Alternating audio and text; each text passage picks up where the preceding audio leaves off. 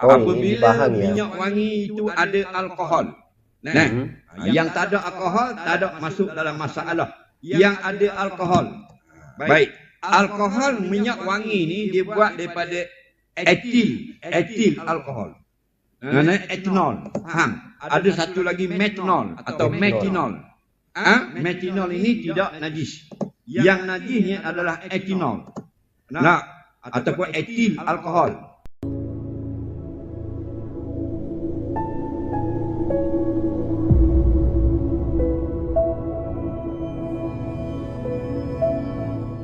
Assalamualaikum warahmatullahi wabarakatuh. Apa kabar semuanya? Saya harap semuanya baik-baik saja dalam lindungan Allah Subhanahu wa taala. Amin amin ya rabbal alamin. Dan yang lagi sakit ataupun yang lagi kesusahan, semoga penyakitnya oleh Allah segera diangkat dan kesusahannya semoga segera teratasi ya teman-teman, sehingga teman-teman semua bisa bahagia kembali sebagaimana sebelum-sebelumnya. Dan dengan mengucapkan Allahumma sholli ala Muhammad, Allahumma sholli ala Muhammad, kita haturkan kepada junjungan Nabi kita, Nabi besar Muhammad SAW yang telah membawa kita dari alam jahiliyah menuju ke alam yang ilmiah. Dengan harapan semoga kita semua kelak bisa berjumpa dan berkumpul dengan Rasulullah di surganya Allah Subhanahu wa taala. Amin amin ya rabbal alamin. Oke, program ngaji bareng pada kesempatan kali ini akan diisi oleh Ustadz Adhar Idrus, yang mana videonya sudah disiapkan dan kita melanjutkan dari video-video sebelumnya ya teman-teman. Seperti apakah tanya jawab yang akan disampaikan oleh Ustadz Adhar Idrus ini? Maka dari itu kita harus siapkan diri terlebih dahulu dengan cara buka mata, buka telinga, dan buka hati. Bismillahirrahmanirrahim. Don't go anywhere, stay here and check it out. Kebanyakan pemimpin politik ni duduk baloh je. Baloh. Mu kata kakak, aku kata kemu. Tak cara ke rakyat. Maksudnya? Macam mana kita nak tegur dia? Supaya sedar ke diri kata. Cari baloh lagi mana ni. Baloh itu apa ya? Baloh. Sebab tu kita menegur inna dinan nasihat, agama nasihat. Selalulah kita kritik yang tujuan membina. Kita kritik pemimpin atau pimpinan, bukan kita kritik parti. Faham tak? Orang, individu. Lepas tu dalam sebuah kapal kita yakin tak bahawanya kapal kita ni tak sempurna macam kapal Rasulullah. Betul. Ada yang perform, ada yang bagus, ada yang tak bagus.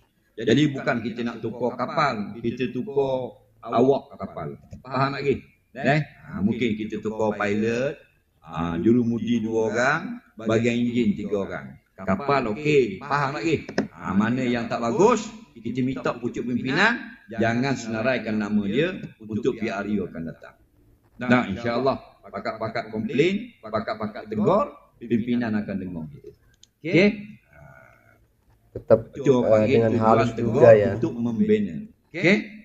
Kritik yang membina. Orang politik jangan kena marah pula. Bila rakyat kritik, 10 kritikan daripada rakyat, kemungkinan 3 tu betul. 7 tu deny, abaikan. Ngaruk saja. 3 tu mungkin betul. Ambil sana.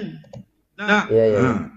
Enggak semuanya salah ya, walaupun dari rakyat ya. YB learning. Pada lalu kau kampung pada berhenti, tak berhenti tanya kampung. Betul sungguh. Betul mula. Betul mula jadi baik. Kan kita kan masa berkemping kan jumpa orang lama. Betul tak? Kalau tak tahan kereta kita berhenti dulu. Habis kita bayar. Tapi bila kita dah dapat jawatan jadi sibuk. Orang berkasih hati lah orang kampung. Buat yang terbaik. Pemimpin yang terbaik, 5 tahun dia jadi pemimpin, rakyat senang, dia macam tulen. Betul tak? Ni kita kau senang. Faham tak? 5 tahun, rumah kita kau besar. 5 tahun, kereta kita makin mewah. Ada benda situ. Biar 5 tahun kita jadi YB, rakyat makin senang, kita macam tulen. Faham lagi? Cari itu yang terbaik.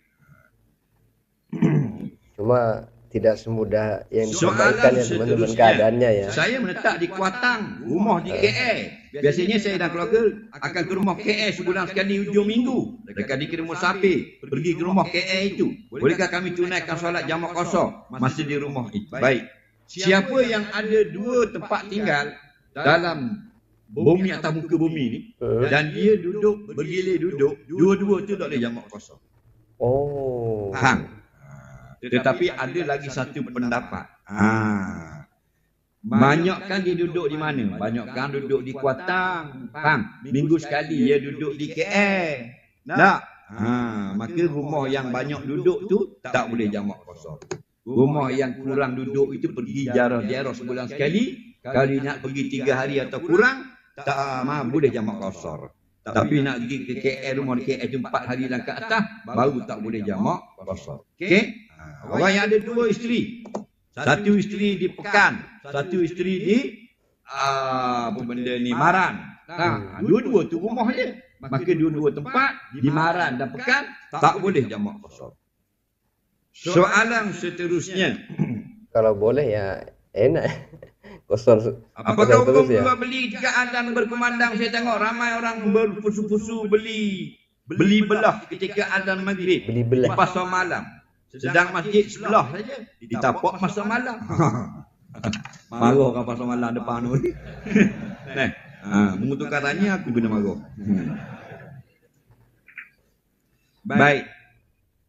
Ada suatu azan yang haram jual beli, iaitu azan Jumaat.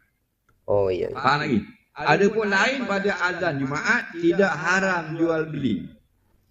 Siapakah yang haram jual beli setelah azan Jumaat? Orang yang wajib Jumaat. Budak-budak ni tak haram jual beli. Faham lagi? Kenapa? Orang yang haram jual beli setelah azan Jumaat ialah orang yang wajib solat Jumaat. Budak-budak wajib tak solat Jumaat? Enggak. Tak. Mereka tidak berdosa jual beli lepas azan Jumaat. Perempuan wajib tak solat Jumaat? Enggak. Tak wajib. Maka mereka tak termasuk dalam larangan jual beli. Musafir wajib tak sembahyang Jumaat? Tak wajib. Mereka tidak termasuk. Okey? Yang kata haram jual beli lepas azan hari Jumaat, orang yang wajib datang ke masjid solat Jumaat. Maka lain pada azan Jumaat, sunat kita berhenti jual beli. Bermakna kalau kita masih jual beli, makruh saja. Saya tak berani nak kata haram, tak dengar lagi kata haram. Faham? Cuma kalau boleh kita dah sebelah masjid pasal malam, kita berhenti sekejap, berhenti 15 minit, kita ke masjid beramai-ramai.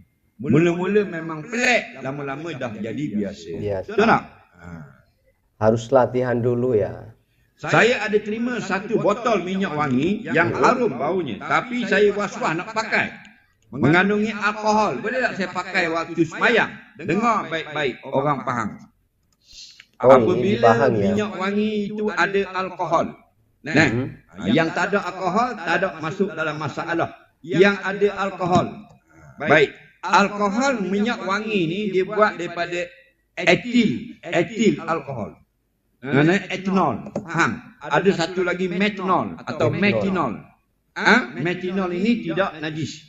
Yang najisnya adalah etanol. Ataupun etil alkohol. Baik. Dua pendapat fuqaha moden di zaman sekarang. Pendapat yang pertama mengatakan ia najis. Ia najis. Kalau najis tidak sah ya. Pendapat yang kedua mengatakan ya, tapi najis yang dimaaf.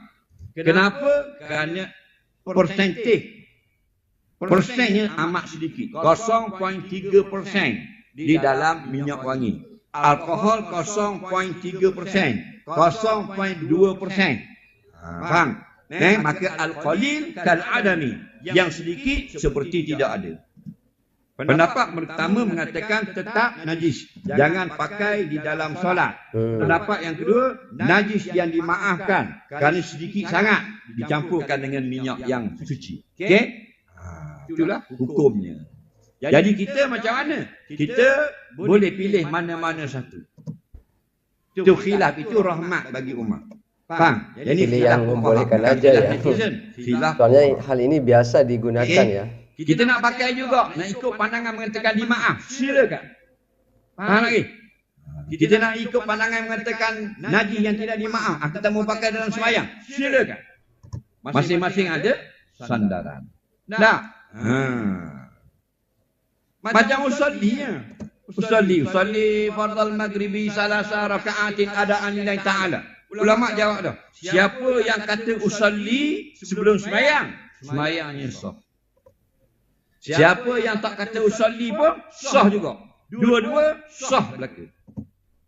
Sama dengan masalah Sayyidina. Nah, dalam ayat Allahumma salli ala Muhammad. Seorang lagi Allahumma salli ala Sayyidina Muhammad. Dua-dua sah. Faham? Yang tak baca Sayyidina ambil asal dalam lapang hadis. Sah. Yang tambah Sayyidina kerana nak tambah takdib, nak beradab. Sah. Tak perlu balah. Balah bodoh. Faham? Kerana ulama kata Balah itu dua-dua ya berdebat ya. sah. Balah. Apa? Dan kalau kata mana yang lebih baik? Yang Perlu lebih bingung baik, mungkin ya. ketika semayang kita tak pakai yang ada alkohol. Itu lebih baik. Kenapa? Al-khuruju minal khilafi mustahabun. Keluar daripada perselisihan ulama, itulah dibilang sebagai sunat. Soalan seterusnya, Lebih aman ya. Gak pakai alkohol. saya amal ayat tertentu dalam Al-Quran sebagai wirid untuk menghindar dari musibah dan mengharapkan kebaikan. Adakah terjejas akidah saya?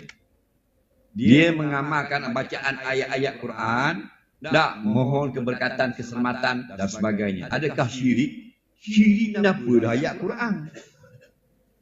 Yang syirik itu membaca benda-benda hak mudah tahu benda mana.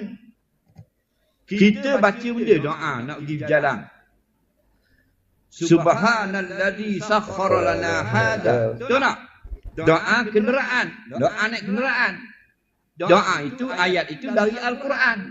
Kita baca begitu dalam keadaan kita memohon keselamatan. Kita minta keselamatan tu Allah yang beri selamat.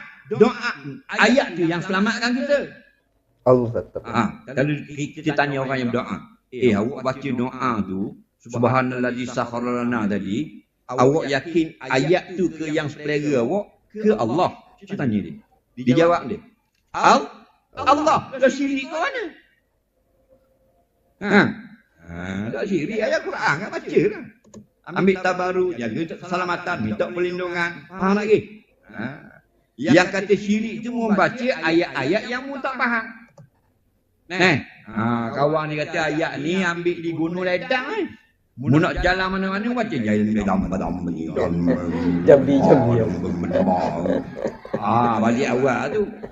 Itu baru syirik. Tak tahu jin mana mu ambil. Faham? Allah.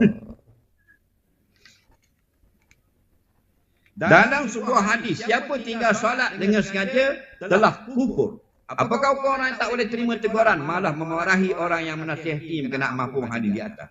Jika orang itu meninggal dunia tidak bertawab dari perlakuan sengaja tinggal semayang dengan yang wajib diuruskan sebagai mengikut syariat Islam. Terima kasih. Baik. Terima kasih. Dia kata ada sebuah hadis siapa yang tinggal semayang sengaja jadi kufur. Faham lagi? Jadi kafir. Jadi dia gunakan hadis ini untuk tegur kawannya yang tinggal salat. Kawan ni marah. Faham lagi?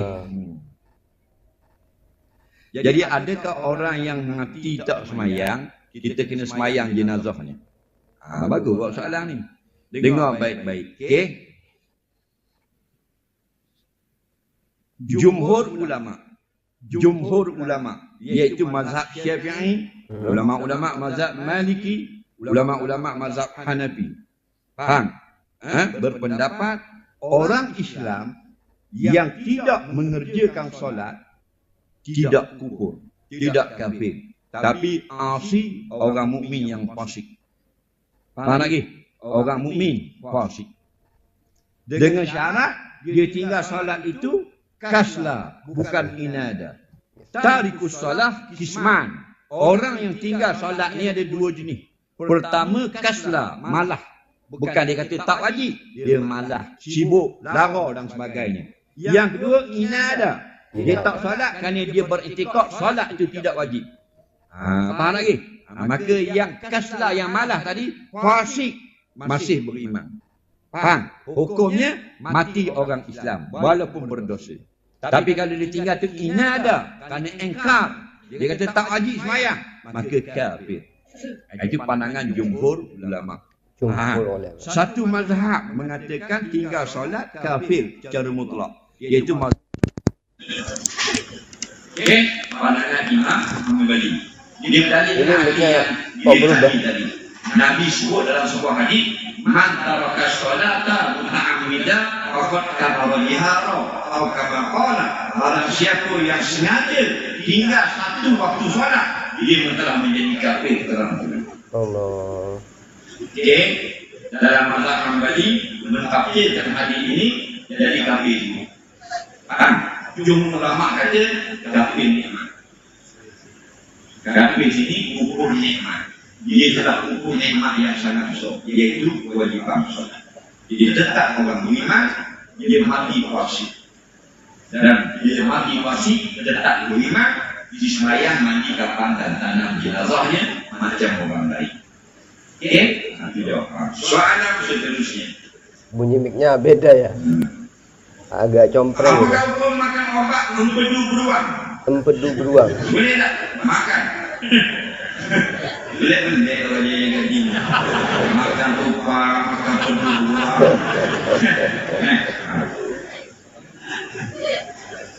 Tadi tengok lagi, tengok beruang. Benar? Kakak ni.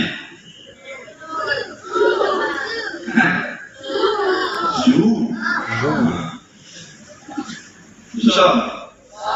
Kurang jelas ya. Baik. Beruang ini binatang yang ghairul maqbul, yang haram dimakan. Dia sama macam monyet, beduk, lebih. Okey? Tapi dia kata dimakan beruang ini nak urat daripada sakit. Okey. Kalau dalam bab sakit, Nabi kata tadawaw. Berobatlah kamu jika kamu sakit. Tapi Nabi tak mengatakan wala tadawaw binajisin. Jangan berobat dengan benda yang najis. Jadi kalau macam kucing mampu, beduk mampu, kera mampu, buang mampu, pokoknya najis. Tak boleh berobat dengan dia. Bila tak boleh? Selagi kata ulama ada obat yang suci, nak makan beduk buang, haram. Kerana kekal atau kemasan. Tetapi jika darurat, mana darurat? Iaitu tidak ada penyakit murni, obat vital, obat pil, obat minum, obat renek ada. Yang ada beduk buang, yang telah diuji selama ini, baru boleh makan. Kenapa tidak ada pilihan? Kalau nggak ada pilihan ya. Pada isma'ilain. Barang siapa masuk situasi yang tidak ada pilihan lagi, nak menyelamatkan nyawanya, obat yang suci tak ada obat beduk buang saja, maka pada isma'ilain. Bukan disengaja dan tidak makan banyak, kodoh-kodoh saja dimakan. Sekedar obat ya. Makan obat itu yang ada alkohol. Alkohol kan najis.